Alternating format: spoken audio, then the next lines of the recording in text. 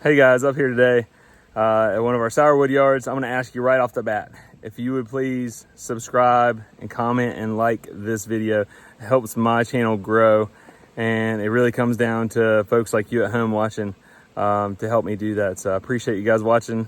Here we go. Hey, what's up guys? Ashby at Ashby Farms. We are up here getting what was supposed to be the honey off of one of our Sourwood yards today. Flip it around here. So I want to talk about this yard. The first thing we do when we get up to a bee yard is go ahead and remove all of the lids, and that puts all the bees, all the robbing, all that into all the bees go into protection mode.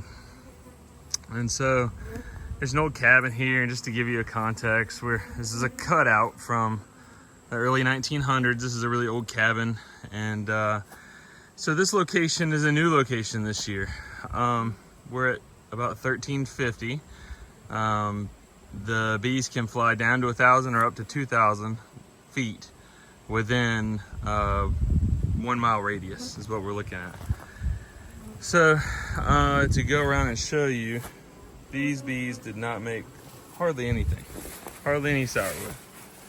Nothing really there. They were all kind of disappointing.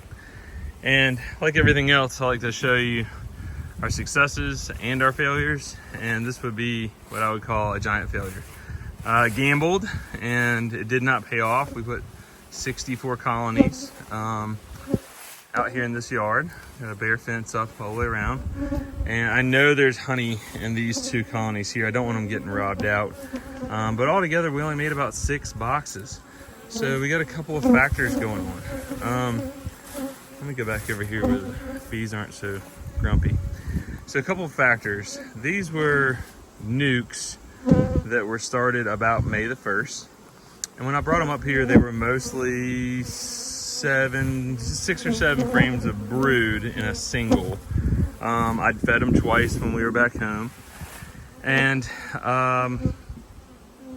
they set up here, they got here in early June, like June 10th, and they caught all the mimosa flow. So when we came back up here about the 25th of June to put boxes on them, they were all nice, solid, single box of bees. And I was fairly confident, like everything looked good. If we look at it, you could argue one of 2 things happened. Here's one where there's, they're protecting that honey. So one of 2 things happened. Either 64 colonies in an area, and by the way, I've got the fume boards back over here right now. They're working. Got to give them time to shoo all the bees out of the honey super there. So a couple factors. Is 64 colonies too many colonies for an area compared to an unknown amount of sourwood tree density? Well, that could certainly be it. If there's just not enough forage for the amount of colonies, you could put 10 colonies or 100 colonies, and you're only going to make, there's only so much nectar to go around. I'm going to go down here and stand in the shade because it is cooking today. I think we're about 93 at the moment. So, the big question is, all right, did I put too many, was my colony density too high? Possibly. Were the colonies not strong enough? You could say yes, but then at 64 colonies, you would have expected more than 6 colonies to make honey. Could it be a case of these sourwood trees don't know to put out a lot of nectar because there haven't been any bees here in recent years pollinating them? That's, it depends on how granola or how scientific you are, but folks in my circles argue that there's a symbiotic relationship between the trees and the bees. So we'll try this location for 2 more years, but I'll probably only bring back like 24 colonies. One of the big advantages here is I was able to use a tractor. I put all these bees on 4-way pallets. So there's 16 total pallets. We brought 64 colonies in and to an untested area. I didn't know anything about it other than a friend of a friend. This is their land, and I have a beekeeping buddy who was out here, I think he said 3 years ago. Well, it would have been 5, 4, and 3 years ago. About 4 miles west of this location and made a great crop. Could it be that this was a pitiful sourwood year? Could it be that everything lined up, that I did everything right?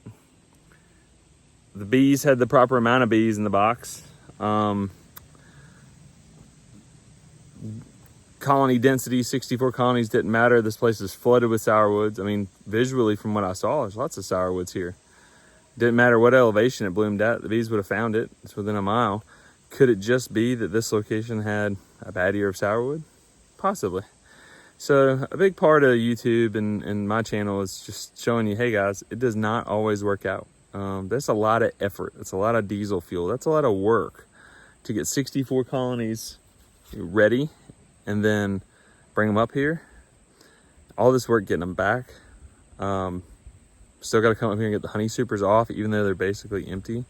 Got to get them home. Got to get the combs treated with BT. So, hopefully they'll last through the winter and not get wax moths all in them. There's so many factors to all this. So lots of screw ups. But on YouTube or on Instagram or Facebook, it's all happy-go-lucky and everything is good. And the fact of the matter is you don't put all your eggs in one basket. Maybe I put too many eggs in this basket, too many beehives. There's all these things to think about for the rest of the year. At least in our case, we had 6 yards for sourwood this year.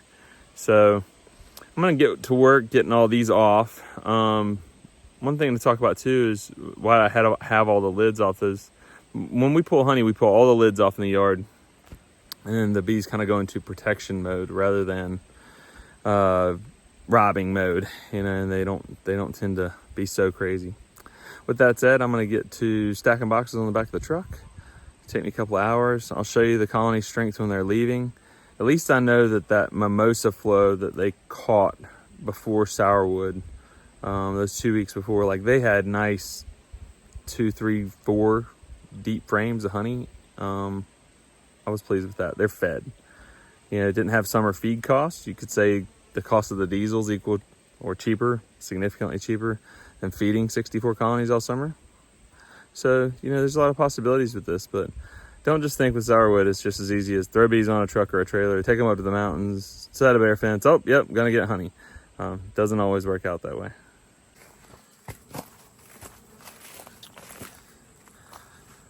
One thing I thought that would be smart, and it has ended up paying off so far, is I started at the back and I'm working my way forward because the bees over there get really grumpy when you're robbing the honey.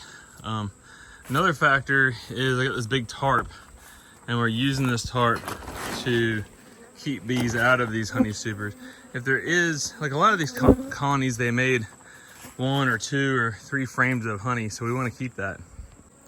And the other good thing is we're getting a storm. Got a little breeze coming in, which is nice.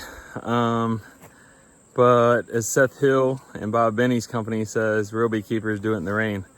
Actually, that's what I was doing last night. I was pulling sourwood out of a yard from 6 to 7:30 in the rain. And at one point it was a drizzle. Like 10 minutes later, I'm wet. I'm like, we can still do this. And then a downpour happens. But the fume boards, they work. Sometimes they just need a little bit more soak time, meaning like a little bit more time on the colonies themselves. So yeah, that's just a little update while I'm taking a little break. And hopefully it doesn't rain, but this little breeze keeps up. And working our way through. I'm about a quarter of the way done. Yeah, real beekeepers do it in the rain.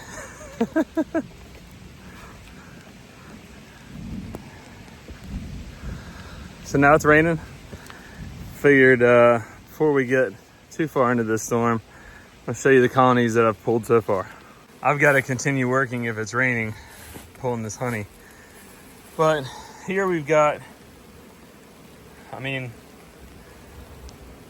bees all the way there to there. That's 7. That's 7. That's 5.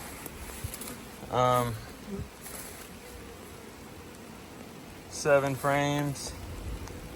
6 frames. That's a solid box. That's a solid box.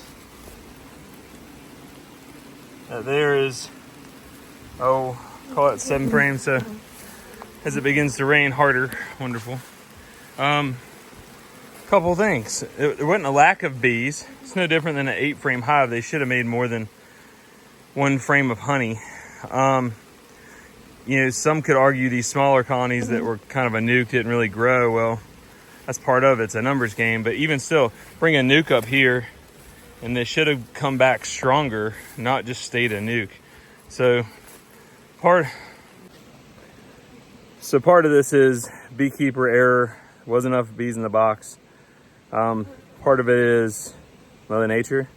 There wasn't enough nectar source. I mean, if there was a substantial flow, those nukes would have grown to a single, and those boxes that had 6, 7, 8 frames, they would have made a box of honey. So I'm not rooting it out for next year. I'm just saying a number of factors are to blame for not making honey in this yard, yet the effort is still there of getting them ready, getting them up here, getting them home. Well, since it's gonna start raining a little more, I'm gonna get off here. If you guys wouldn't mind, subscribe, like, and please comment. I appreciate that. It helps my channel grow. And we'll see you on the next episode. Thanks, guys.